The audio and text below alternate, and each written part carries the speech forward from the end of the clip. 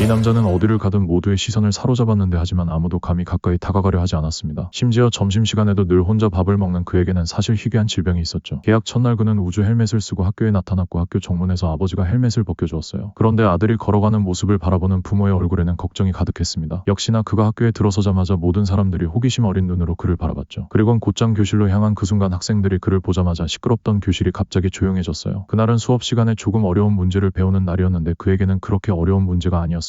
하지만 옆에 앉은 커리는 완전히 당황하고 있었고 그걸 본 그가 이해하기 쉽도록 도움을 주려 했죠. 그런데 놀랍게도 점심시간이 되자 커리가 고마워하며 그 앞에 앉았는데 그렇게 그에게 첫 번째 친구가 생겼어요. 어머니가 이 소식을 들었을 때는 너무 기뻐서 울음이 나올 뻔했습니다. 그런데 할로윈 날 그 또한 가면을 쓰고 학교에 간 그때 그날따라 모든 사람들이 따뜻하게 인사를 건넸죠. 하지만 교실에 들어선 순간 커리가 누군가의 외모에 대해 말하는 소리를 들었어요. 순간 오해했고 마음이 아팠던 그는 아무 말 없이 자리를 떠났습니다. 집에 돌아온 그는 침대에서 몇 시간 동안 울었는데 그때 누나가 와서 이야기를 나누었죠. 누나의 따뜻한 위로에 그는 마음을 열고 털어놓았어요. 그에겐 유일한 친구마저 진짜가 아니었다는 사실에 너무 상처받은 것이었습니다. 그런데 누나는 커리가 진심이 아니었을 거라며 위로해줬는데 한편 학교에서 커리는 자신이 본의 아니게라도 그에게 상처를 줬다는 걸 깨닫고 마음이 아팠어요. 그리곤 그는 조용히 그의 옆에 다가가 말없이 앉았죠. 그 순간 모든 수업이 끝난 후 한 친구가 그에게 왜 괴물과 앉아있냐고 물은 그때 커리는 이제 친구를 지키기로 결심했고 동시에 참을 수 없었죠. 선생님이 그를 잡자 그는 결국 친구에 대한 미안함에 눈물이 솟구쳤어요. 이 모습을 본 그는 커리를 용서했고 결국 둘은 다시 친구가 되었는데 하지만 또다시 학교 현장학습에서 숲속에 있을 때 몇몇 큰 아이들이 그의 외모에 대해 언급했습니다. 커리가 그를 지키려 나섰지만 안타깝게도 그는 그들보다 힘이 약했고 커리가 위기에 처하자 그때 그가 커리 앞에 나섰고 주먹을 쥐고 당당히 맞섰죠. 그런데 놀랍게도 순간 커리의 또 다른 친구들이 도착했고 주저없이 상대를 순식간에 제압하며 그와 커리를 지키려 했어요. 모두 함께 숲에서 뛰어나온 그때 반 친구들은 그의 용기를 칭찬했고 우정의 표시로 그는 감동의 눈물을 흘렸습니다. 하나둘씩 다른 아이들도 다가와 그의 어깨를 토닥이며 위로했고 그 순간 그는 혼자가 아닌 진짜 친구가 생겼는데 여러분 가장 좋은 친구란 어떤 친구일까요?